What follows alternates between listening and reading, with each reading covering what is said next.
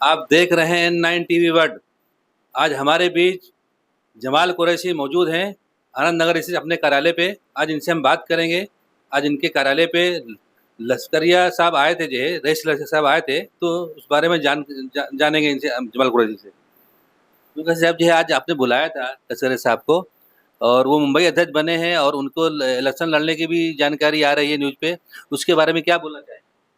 मैं पहले तो बहुत उनको मुबारकबाद देता हूँ कि वो आनंद नगर में आए और बहुत हम खुशनसीब हैं आनंद नगर के सारे लोग कि हमें बहुत अच्छा लगा और इत्तेफाक से कल उनका ऐलान हुआ और मुझे जैसे ही मालूम पड़ा तो सबसे पहले मैंने ये कहा कि हम उनको स्वागत के लिए बुलाएंगे और यहाँ के सारे हिंदू और मुसलमान भाइयों ने मिल के उनका माशाल्लाह स्वागत करा और हम चाहते हैं कि हमारे विधानसभा से लड़े और कंधे से कंधा लगा के हम उनके लिए मेहनत करेंगे।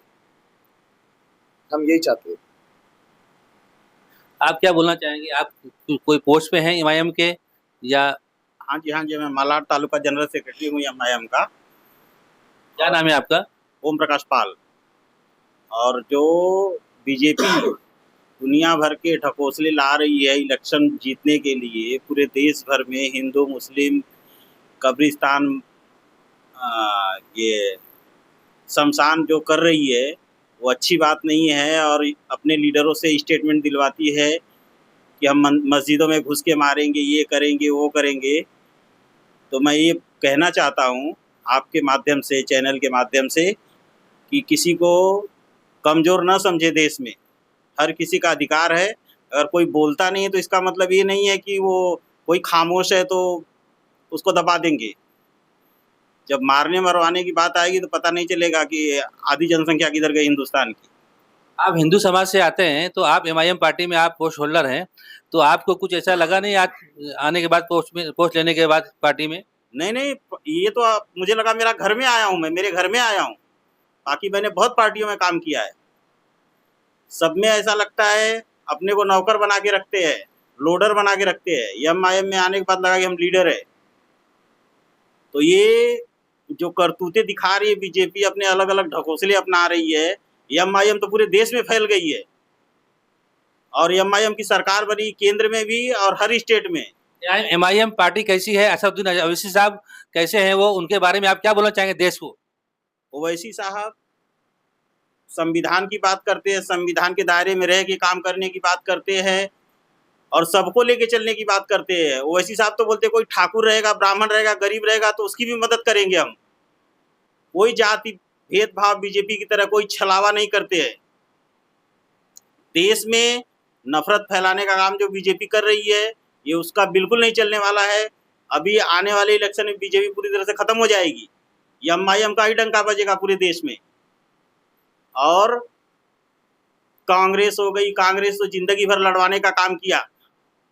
हिंदू मुस्लिम सबसे ज्यादा दंगे तो कांग्रेस के टाइम पे हुए और बीजेपी उसकी बीटे में कांग्रेस की, वो भी यही कर रही है, उसी के रास्ते पे चल रही है कि पूरी तरह से कब्जा कर लो, 100 साल तक राज करो, हिंदू मुस्लिम करो, मारो काटो ट्रेन में, मस्जिद में। इसके अलावा उसको कोई काम है नहीं, कुछ काम दिखा नहीं पाती है बीजेपी।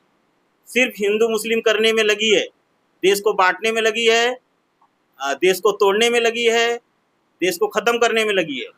ये काम है बीजेपी का। नासिर साहब आप क्या बोलेंगे? नासिर कुरैशी साहब। देखिए, मैं सबसे पहले मैं बोलना चाहूँगा हमारे जमाल कुरैशी साहब का बहुत बहुत शुक्रिया अदा करता हूँ, जिन्होंने हमारे मुंबई के सदर जनाब लश्करिया साहब को यहाँ बुलाया, इनवाइट किया और बहुत ही बेहतरीन प्रोग्राम लिया। ये उनके एक खुशी उन्होंने जाहिर करी है अपने सारे लोगों के साथ में, इलाकों के रहीवासी थे सब साथ में उनके, क्योंकि जैसे ही उनका अनाउंसमेंट हुआ है तो हम सभी ने एक खुशी मनाई है अपने अपने अपने हिसाब से। तो वो उसी तरीके से हमारे जमाल कुरैशी साहब ने बुलाया उनको और बहुत ही बेहतरीन प्रोग्राम हुआ है। और बहुत सारी चीज़ें मैं आपके सामने बोलना चाह रहा था कि देखिए, देश में आज जो हालात हुए, हिंदू मुस्लिम जो करा जा रहा है, भाजपा से पहले मैं अपने ये कांग्रेसी लोगों को बोलूँगा, पूछूंगा सवाल कि जब मुसलमानों का कोई भी मुद्दा आता है तो आप उनका मुद्दा क्यों नहीं उठाते हो संसद में, विधानसभा में? आप किसी मुसलमानों का वोट लेना, आपका हमने क्या ठेका लेकर रखा है आपको वोट देने का? मैं ये सवाल पूछना चाहता हूँ कांग्रेस से, एनसीपी से और ये अपना शिवसेना से जो अब गठबंधन है। और मैं ये कहना चाहता हूं उनसे कि जो हर एक मुसलमानों की मस्जिदों को शिकार बना जा रहा है, टारगेट किया जा रहा है, मस्जिदों को टारगेट किया जा रहा है, हमारी माँ बहनों के हिजाब का मामला जो उछाला जा रहा है, तो ये सब कौन बोलेगा?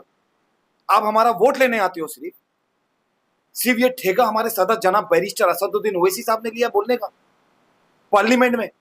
अगर इस बार आपने हमारे हक की आवाज नहीं उठाई मुसलमानों की, तो आपको हमारा मुसलमान का वोट कतई नहीं मिलेगा। ये सारा वोट हमारे सदर जनाब बैरिस्टर असदुद्दीन ओवैसी साहब को जाएगा। मैं आपके चैनल के माध्यम से पूरे देशवासियों को बोलना चाहूंगा कि अपना वोट इस बार उसी को देना जो आपके मुद्दे को उठाता है, संसद में आपके मुद्दे को उछालता है, आपके मुद्दे को खड़ा करता है। वरना अपना वोट कतई कतई इन लोगों को मत देना। ये मुसलमानों को एक वो यतीम खाने से निकाला हुआ एक बंदा समझते, एक बच्चा समझते, जो इलेक्शन पीरियड में उनको निकाला जाता है और इलेक्शन पीरियड खत्म होने के बाद वही यतीम खाने में मुसलमानों को फेंक दिया जाता है, डाल दिया जाता है। देश में जो है और भी बहुत सारे जो है विधायक हैं और एमपी हैं, लोकसभा सांसद हैं, वो लोग आवाज नहीं उठाते, तो उसके बारे में आप क्या कहना चाहेंगे? सभी लोगों ने एक जुबान पे पट्टी बांध के बैठे हुए हैं। आप अभी जो हमारे महाराष्ट्र में शिवाजी जी की मूर्ति जो नीचे गिरी थी, शहीद हुई थी, तो सारे नेता और लोगों ने रोडों पे उतर के धरना प्रदर्शन किया शिवाजी की मूर्ति के ऊपर, जो शिवाजी महाराज कहते हैं। लेकिन ये बताइए कि जब हमारी मस्जिद को शहीद किया जा रहा है, तो तब आप धरना प्रदर्शन क्यों नहीं करते? हमारे मदरसे तोड़े जा रहे, हमारे मासूम बच्चों को शिकार बनाया जा रहा है, टारगेट किया जा रहा है, जबरदस्ती उनसे जय सीआर के नारे लगवाए जाते हैं, तब आप क्यों नहीं उतरते हो रोड पर?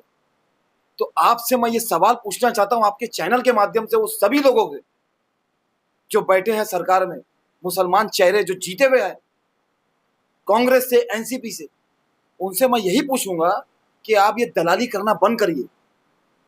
अगर आपको दलाली करना है तो अपने मजहब में आकर हमें गुमराह मत करिए। आप हमारा वोट लेकर आप गुमराह कर रहे हैं मुसलमानों को।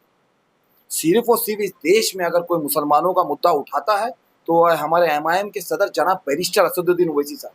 मैं फख्र करता हूं हमारे सदर के ऊपर, और अल्लाह ताला उनको हिम्मत दे, ताकत दे और तौफीक दे कि इसी तरह वो हमारी आवाज संसद में उठाते रहे। ये अपना पूरे महाराष्ट्र की जितनी भी सीटें हैं विधानसभा की, सब सीटों पर चुनाव लड़ेंगे जो है आपकी पार्टी? नहीं, देखिए वो तो हाई कमान का फैसला होगा, जो हमारे सदर जनाब बैरिस्टर असदुद्दीन ओवैसी साहब फैसला लेंगे। लेकिन इस बार जहाँ पे ऐसा रहेगा कि हमारी सीटें निकल सकती है, वहाँ पे लड़ाएंगे इंशाल्लाह ताला चुनाव। आप क्या बोलेंगे जो है पार्टी के बारे में? एमआईएम की पार्टी जो है, मैं क्या बोलूंगी, आपसे कुछ बोला ही नहीं था मुझे बोलने के लिए। हम साथ में ही हैं इनसे, हम लोग सब साथ में ही हैं। आप जो है एमआईएम पार्टी से खुश हैं, उनके कामों से खुश हैं आप जो है? बहुत खुश हैं, और जब भी रहेगा हम लोग साथ में ही रहेंगे।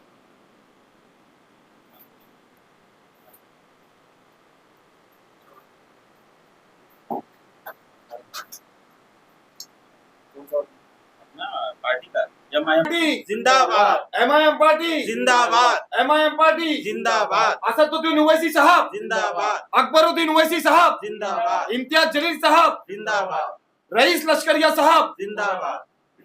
आप देख रहे हैं N9 टीवी वर्ल्ड। आप देखते रहिए सिर्फ हकीकत। नफीस सिद्दीकी, मुंबई।